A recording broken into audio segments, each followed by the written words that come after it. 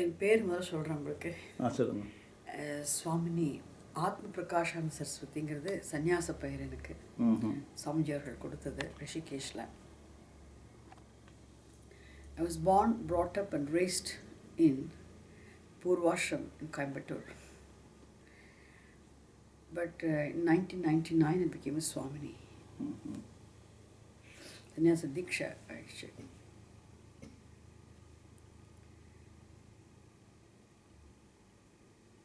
From childhood I've been interested, and I was in association with many sadhus who visit our town. Who used to visit our town. Actually,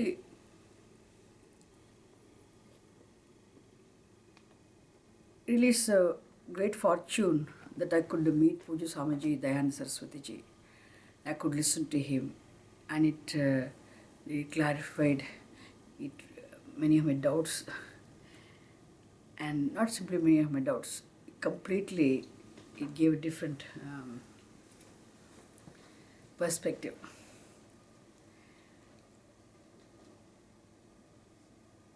If you ask me how you became a Swamini, how you became a Swamini, how one becomes a Swami, a Swamini,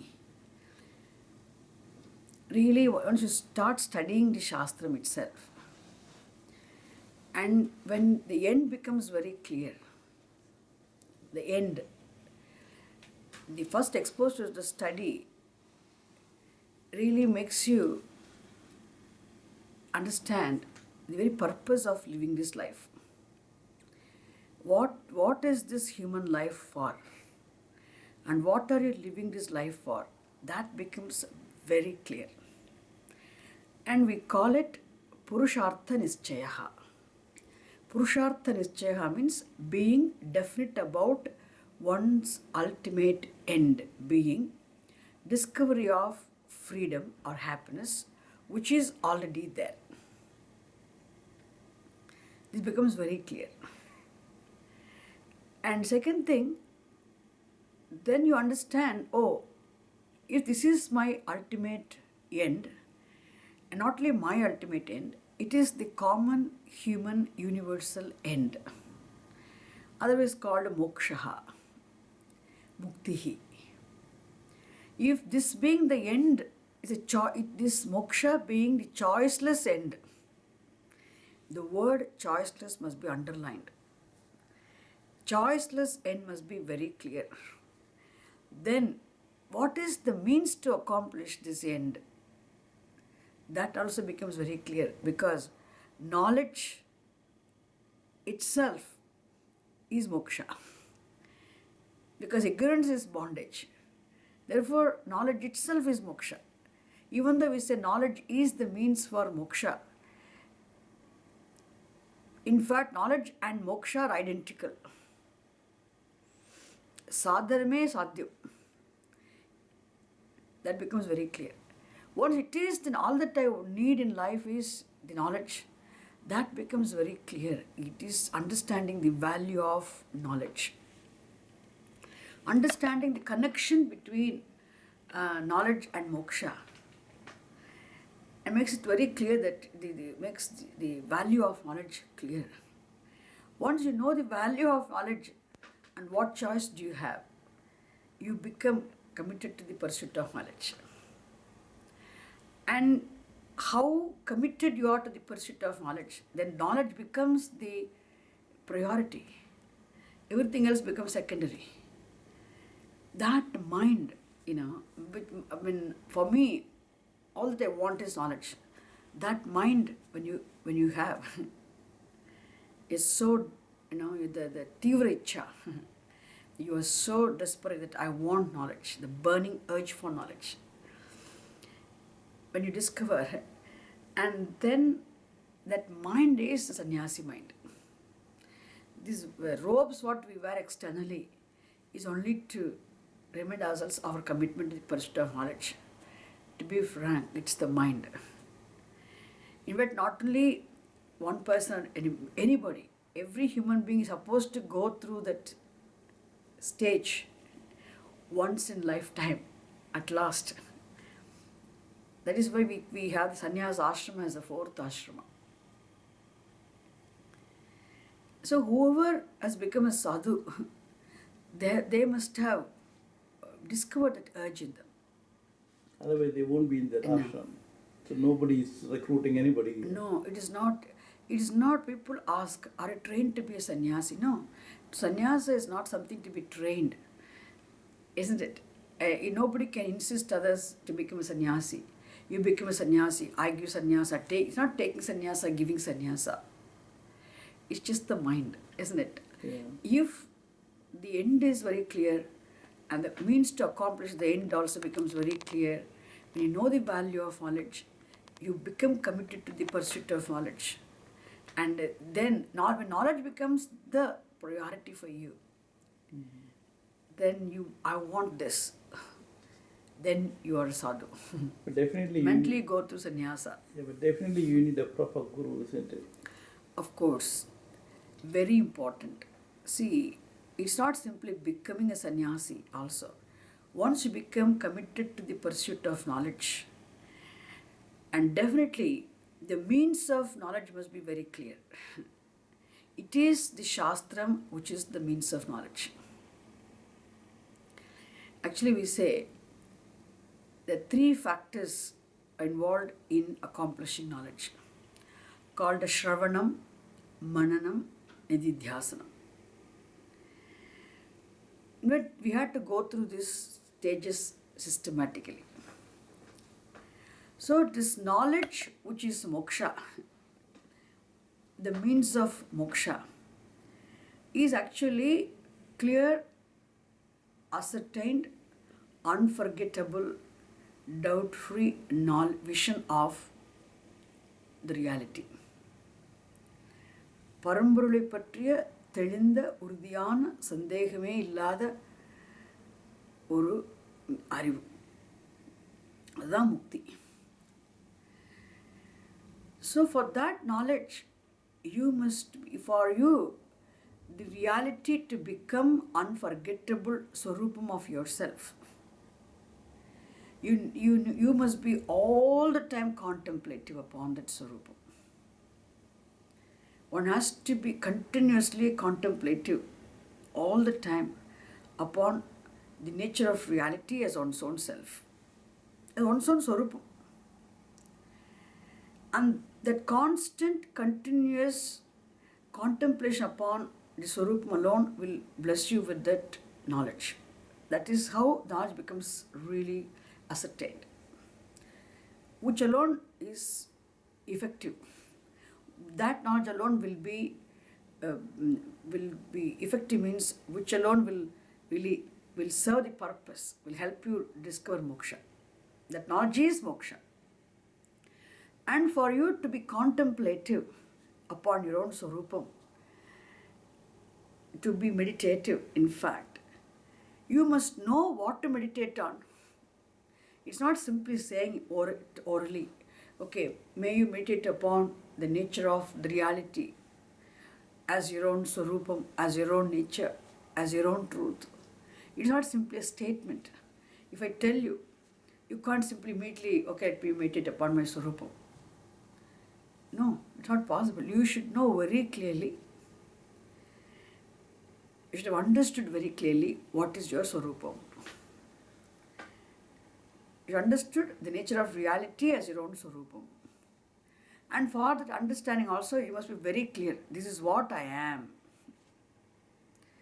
Actually, this is the actual meaning of the word I. This is the actual meaning of the I. This is the content of I. Aham Brahma Asmi. I am the reality. I am a limitless reality. I am fullness. I am happiness myself. That must have become very clear. The doubt should not be there. So once you get to the stage, but still... I'm coming, completing. So that must become very clear. For that, you must have done, first of all, you must have understood it. What your swarupam is must become very clear.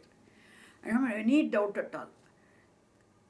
Like wave is water when you say, similar the way, you have no doubt about it. So Aham Brahmasmi, I am limitless consciousness, I am a limitless reality. That vision must have become very clear, for which you must have, heard. First of all, you must go through the shravanam.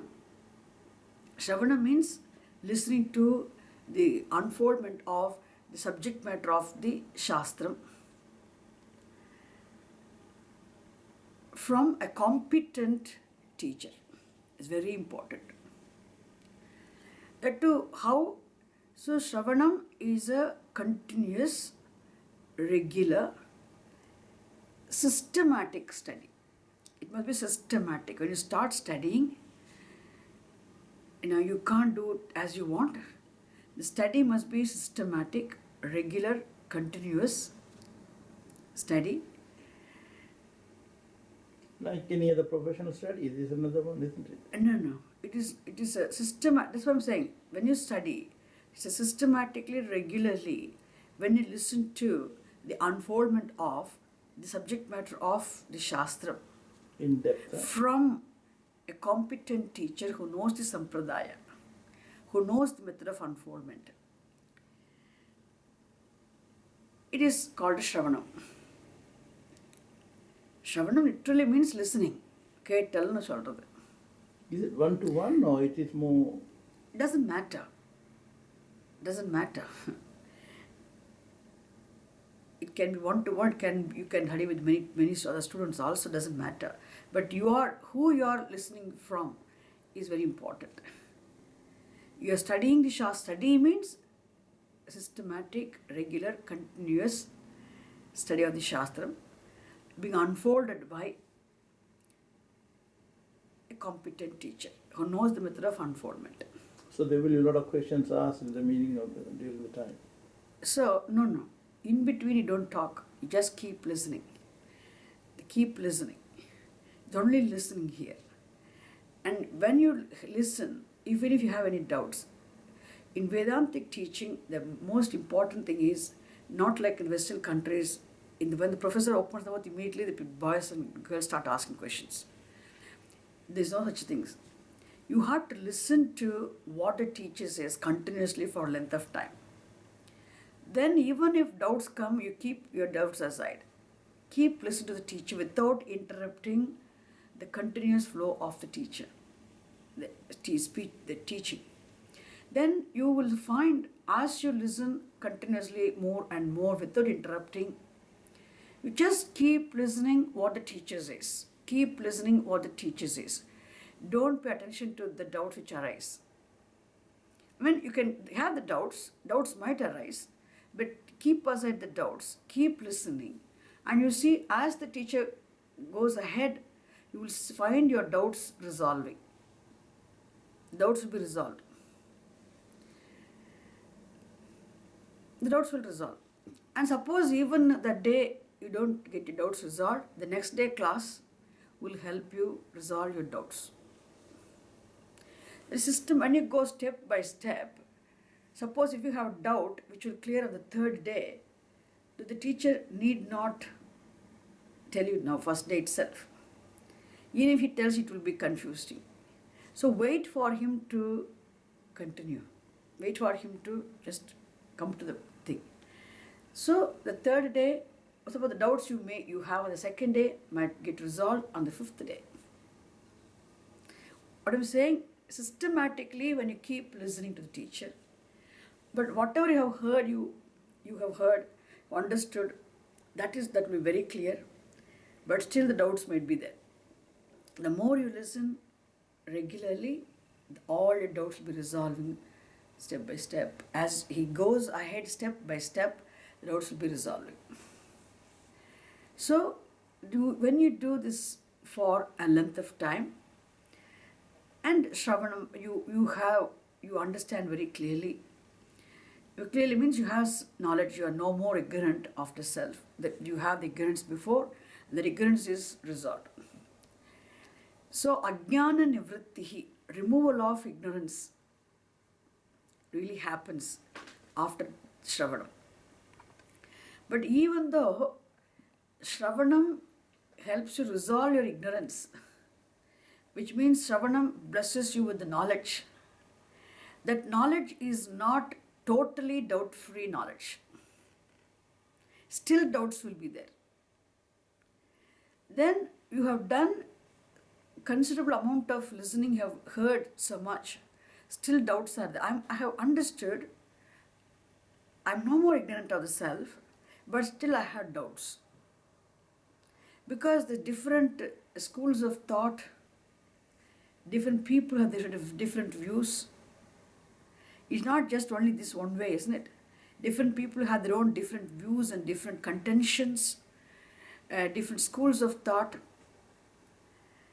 So, are they wrong or are they right? Well, they also seem to be right. They also argue very well. And for me, I have understood in this way, having been exposed to the systematic teaching, having done the shravanam, I'm clear, I have no doubt, but still they all say that they also have different contentions, different schools of thought. So now what you have heard already, that still, which means the doubts are there still. Your knowledge is now, before you were ignorant, now you have knowledge, but your knowledge is doubtful knowledge.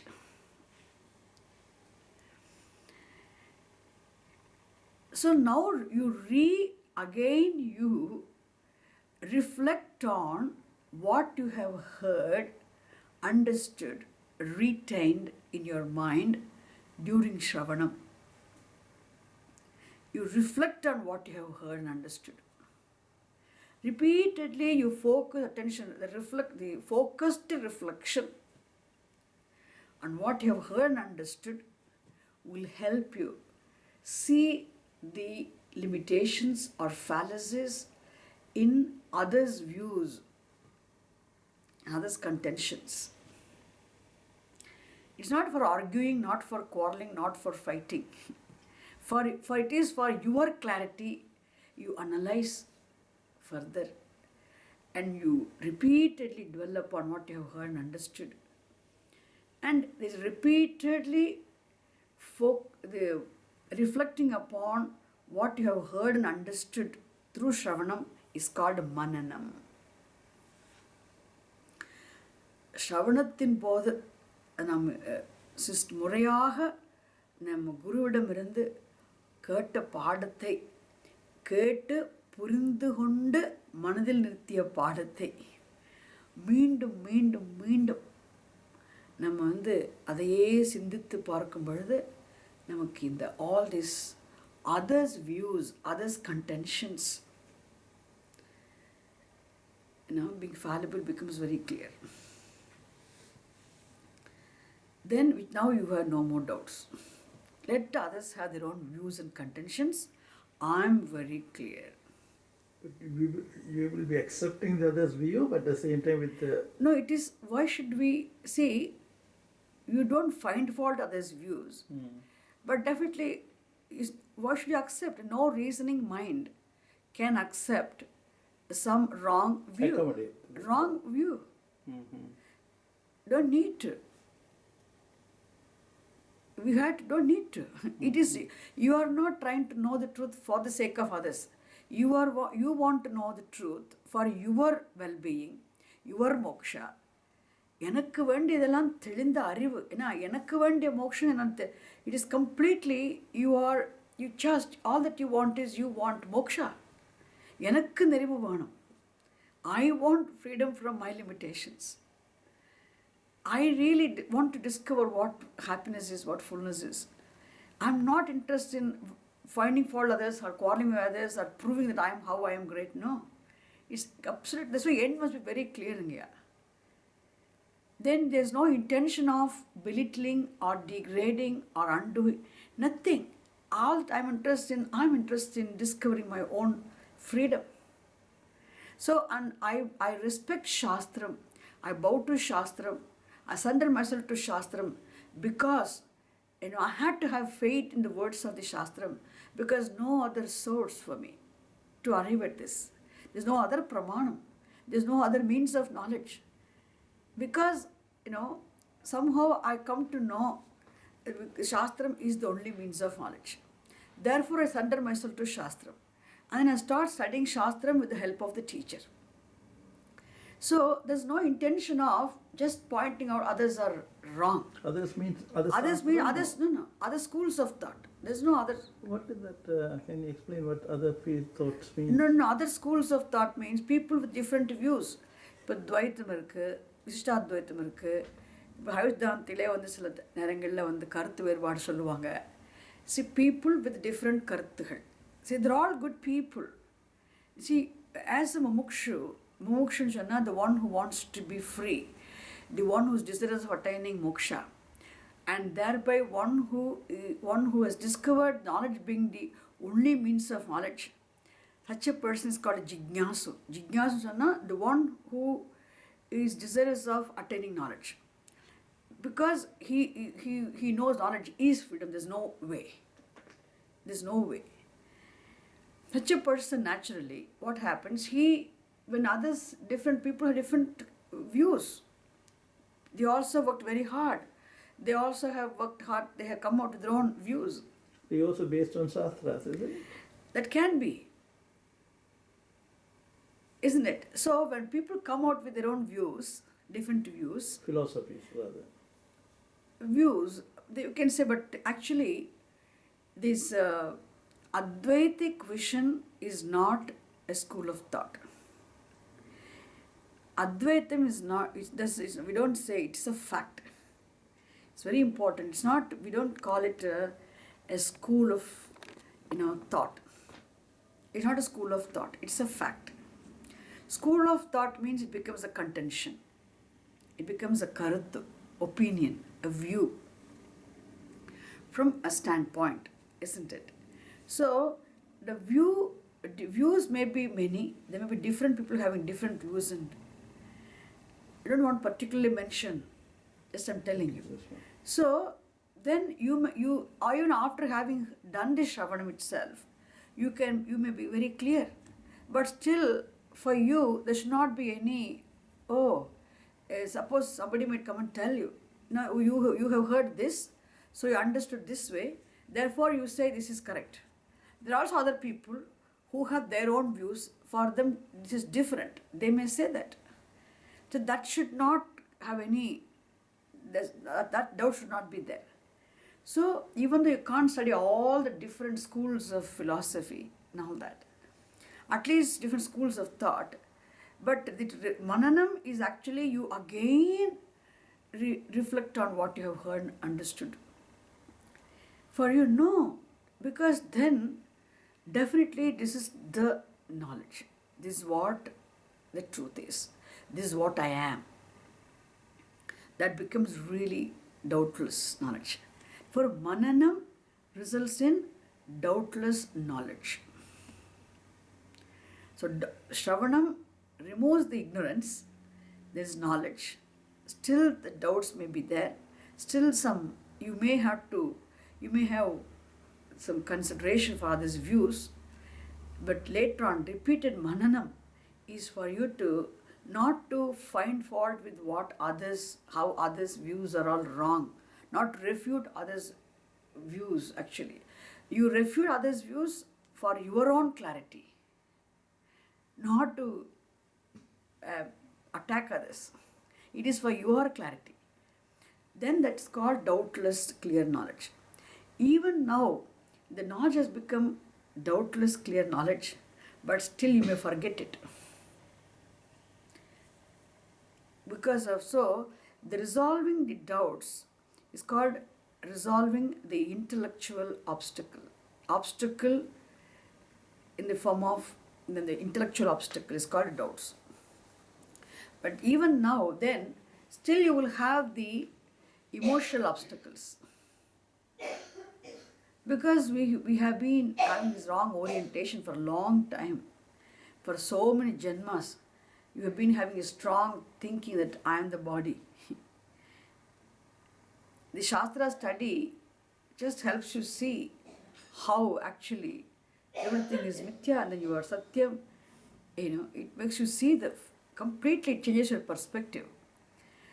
Even though the perspective is not, doesn't contradict your reasoning, but still you have been taking the body mind's complex for the I self for a long time. So naturally, the old habits will be there, age-old habits. And because of the age-old habits, still there be error in your perception. So removal of habitual errors, resolution of habitual errors is possible only when you dwell continuously, constantly, contemplate upon the clear, doubt-free understanding, which is called nididhyasanam or contemplation. This is actual contemplation. This is actual meditation. That is why in Vedanta Shastram, meditation is not something which we just start with. No. You have to understand, go through the shravanam, then go through mananam. First understand, then resolve your doubts. Then you know what to meditate on. Very clearly, doubtlessly. It's a very long process, isn't it? Doesn't matter. That is why you can't, it's not like a fast food. That is why moksha, accomplishment of moksha is a lifelong project. The whole human life has to be lived properly.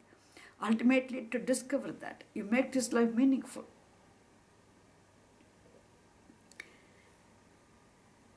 Isn't it? Yeah. If it's not easy, it's not that overnight you can attain it. In fact, not in one life. You continue from past lives. Because you started somewhere. And because of some punyam, some exposure, some effort you made in previous lives, and you just again pick up the thread where you left and you continue. See, you mature, you grow a little bit. Again, lifespan ends. Again, that is why we had to live this life properly so that we continue where we pick up. But doesn't mean that you should really be going life after life. But depends upon how serious you are. The moksha is already there right now here. You can discover it. You can take ownership of it. All that you need is how desperate you are for that. How much you isn't it?